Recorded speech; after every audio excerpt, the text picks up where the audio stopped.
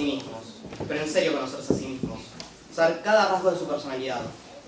Seguro muchos no pueden levantar la mano siquiera afirmar que conocen una porción de su personalidad. Yo empecé a darme cuenta al pensar en esto, al pensar en que día a día vivimos cambiando constantemente. Cada situación que atravesamos a lo largo de un día nos va moldeando como personas. Cuando me di cuenta de esto, también empecé a pensar en otras cosas, en mis hábitos, mis rutinas.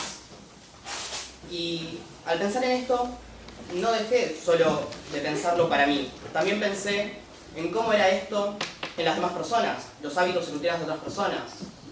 Y ahí me di cuenta que en comparación mi rutina era bastante monótona, que realmente no había una variedad, algo emocionante a lo largo de mis días.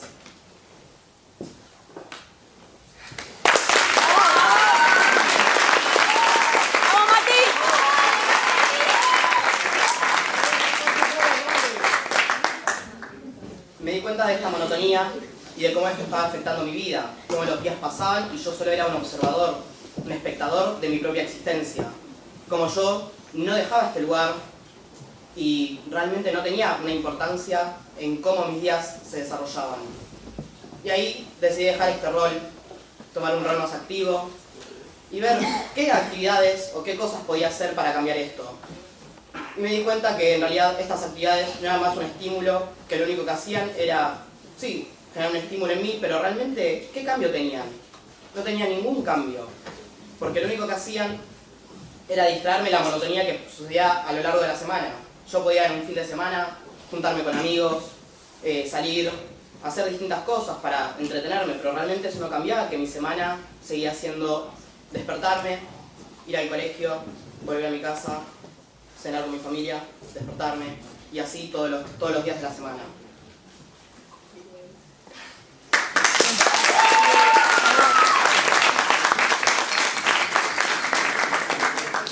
Cuando caí en esto, no solo intenté dejar al lado esto, sino que empecé también a fijarme en qué cosas realmente podía hacer para cambiarlo. Porque hasta ese momento no me había puesto a pensar qué era lo que realmente era mi rutina. ¿Por qué mi rutina era esa? ¿Por qué no había ninguna variedad a lo largo del día que lo haga memorable?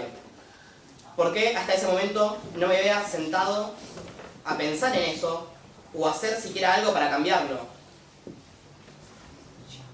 Y de esa manera fue que empecé a pensar, a seguir analizando y reflexionando con respecto a qué era lo que podía hacer para poder cambiar todo esto. Y ahí empecé con el camino de introspección. Empecé a realmente fijarme en mi personalidad, mis sentimientos, mismo como dije antes, mi rutina. Qué era lo que modificaba mi rutina y cómo mi rutina afectaba mi personalidad. Y fue ahí que empecé con un camino de autoconocimiento. Empecé con el autoconocimiento para dejar mi rutina, para salir de mi zona de confort y realmente hacer algo por mí mismo.